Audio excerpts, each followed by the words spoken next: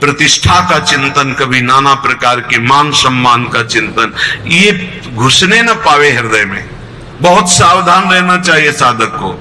ऐसी बातें देखो मत, ऐसी बातें सुनो मत जिससे तुम्हारा हृदय उद्विग्न होकर प्रभु का चिंतन छोड़ दे। बंद करो अभी। अन्य लोगों के संग का त्याग कर दो, जो भगवत विमुख वार्ता करते हैं, संत निंदा करते हैं, दूसरों की निंदा करते हैं।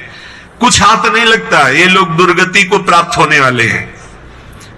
भक्तन निंदा अति बुरी भूल करे जिन कोई, किए सुकृत बहु जन्म के छिन में दारे खोए।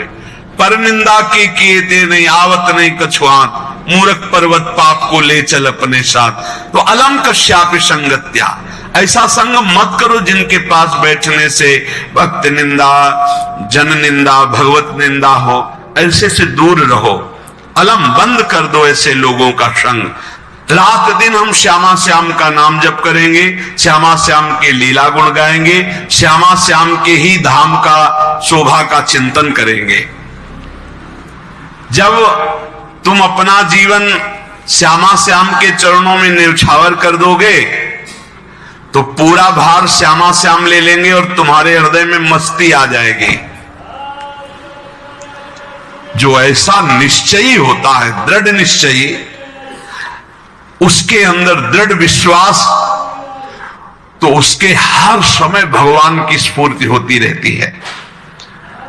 भारी प्रतिकूलता में भी भगवान का सानिध्य अनुभव होता है। वो अनुकूलता में तो भगवान के दुलार को देखता है, लेकिन प्रतिकूलता में भगवान की विशेष कृपा को देखता है। ये संयोग, ये वियोग, संसार की ये द्वंद्वमयी वृत्तियां भक्तों के हृदय में नहीं चुभती। आए की हुज्जत नहीं, गए की तलाश नहीं, क्योंकि नित्य संयोग भगवत स्मृति के प्रभाव से प्रभु का रहता है। शोक, विषाद बहुत ध्यान देने योग्य विषय है।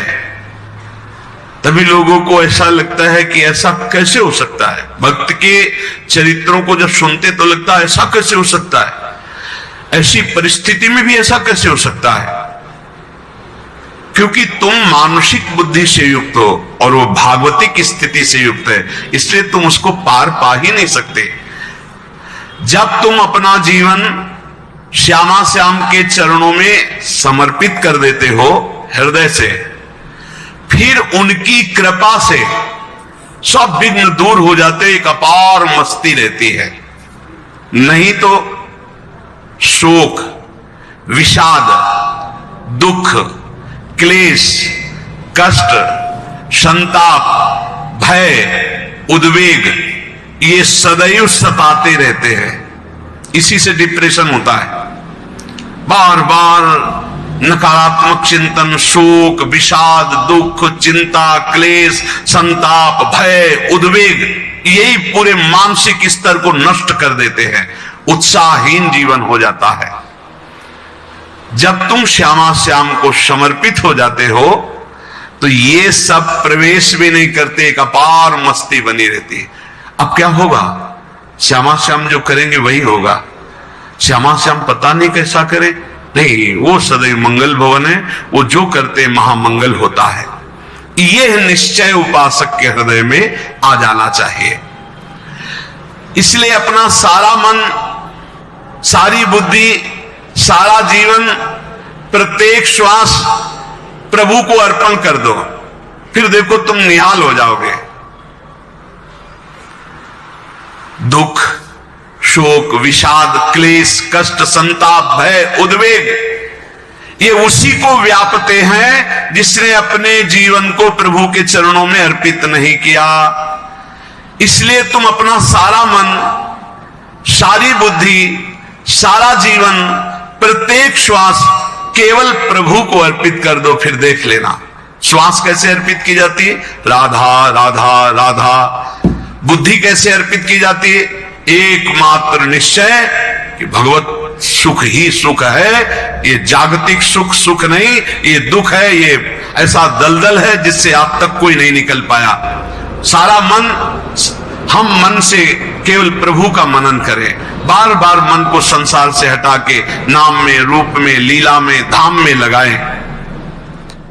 क्या आप भी मार्केट्स में इन्वेस्ट करना चाहते हैं लेकिन कंफ्यूज है अपने लिए? तो चिंता किस बात की, आज ही डाउनलोड करें ग्रो, इंडिया का बेस्ट इन्वेस्टमेंट ऐप। बहुत प्रसन्नता हो जाती उस उपासक के हृदय में जो अपना मन बुद्धि प्रभु के चरणों में अर्पित कर देता। भगवान ने तो इसको बहुत उत्तम स्थिति बताया है कि मेरे से कभी वो अलग हो ही नहीं सकता यदि मन बुद्धि अर्पित कर दिया। मय्येव मन आधत्स्व मयि बुद्धि निवेश है, तो निवशिष्य मय्येव अत ऊर्ध्वं न संशया, बिल्कुल संशय नहीं, वो मेरे में ही निवास करेगा जिसने मन और बुद्धि अपनी मेरे में अर्पित कर दी। बहुत प्रसन्नता रहेगी उस उपासक के जीवन में जो अपने आप को मन बुद्धि सहित प्रभु के चरणों में समर्पित कर दिया है। भगवान का आश्रय लेने वाले की पहचान है हर परिस्थिति में प्रसन्न रहना,